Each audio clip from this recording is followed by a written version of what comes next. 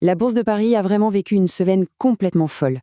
Tout a commencé par une hausse qui semblait inarrêtable, mais sous la surface, une sorte d'anxiété était en train de monter, prête à tout faire basculer.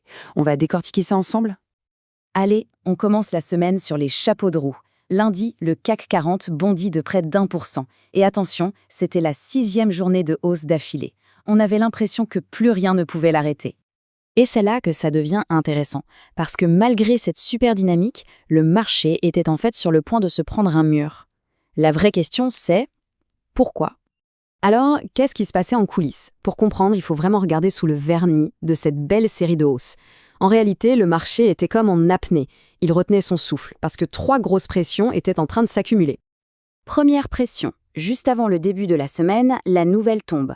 L'agence de notation Fitch dégrade la note de la dette française. C'est un peu comme un avertissement sur la santé économique du pays. Bon, normalement, perdre le fameux double A, c'est pas une bonne nouvelle. Mais ce qui est assez fou ici, c'est que tout le monde s'y attendait. Les investisseurs avaient déjà anticipé le coup, du coup, l'impact direct a été quasiment nul. La deuxième source d'inquiétude, elle, venait de la scène internationale. De nouvelles tensions sont apparues, impliquant la Russie, la Pologne, la Roumanie, et ça a envoyé une petite onde de choc à travers toute l'Europe.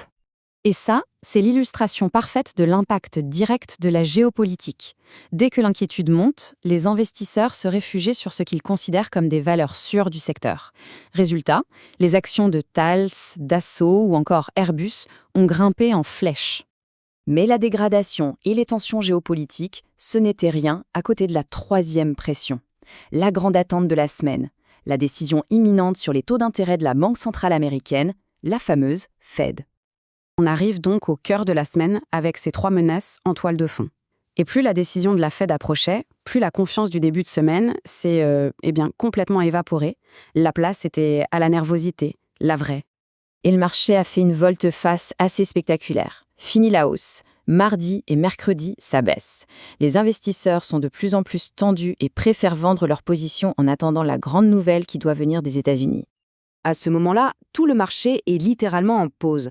Tout le monde attend de voir non seulement ce que Jérôme Powell va dire, mais surtout ce que ça va impliquer pour les mois à venir.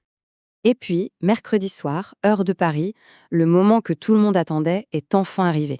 La grande décision de la Fed allait tomber. L'annonce est là, la Fed décide de baisser son taux directeur de 1/4 de point, de 0,25%. C'est un geste fort, un geste pour venir soutenir l'économie.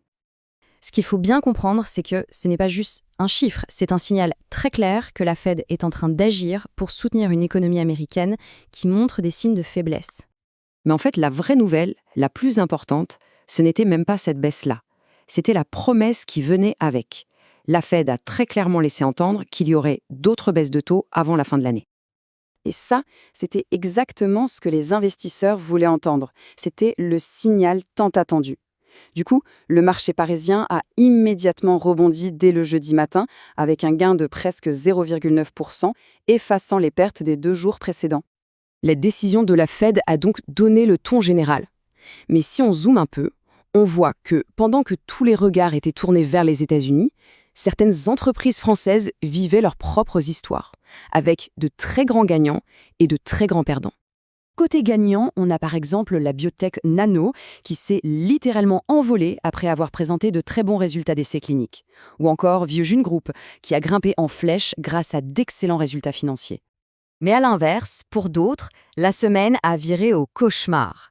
C'est le cas de Solutions 30 qui s'est effondré après l'annonce d'une perte nette importante ou de Guerbet qui a plongé après avoir été forcé de revoir ses prévisions financières à la baisse.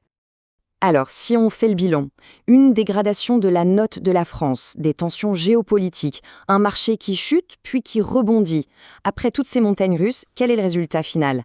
Eh bien, la conclusion est presque ironique. C'est assez incroyable, mais le CAC 40 a terminé la semaine quasiment au même niveau qu'il l'avait commencé. Il a fait un aller-retour complet pour finalement retomber exactement sur ses pieds. C'est un peu ça, la grande leçon de la semaine. Un seul événement majeur, très attendu, comme la décision de la Fed, peut absolument tout éclipser, créer des mouvements énormes qui, au final, s'annulent complètement. Et tout ça, ça nous laisse avec une dernière pensée. Le marché a tenu le choc cette fois-ci, c'est vrai. Mais le remède utilisé, c'est-à-dire la promesse de future baisse de taux, eh bien ce remède est aussi le symptôme de problèmes économiques peut-être plus profonds qui sont encore à venir.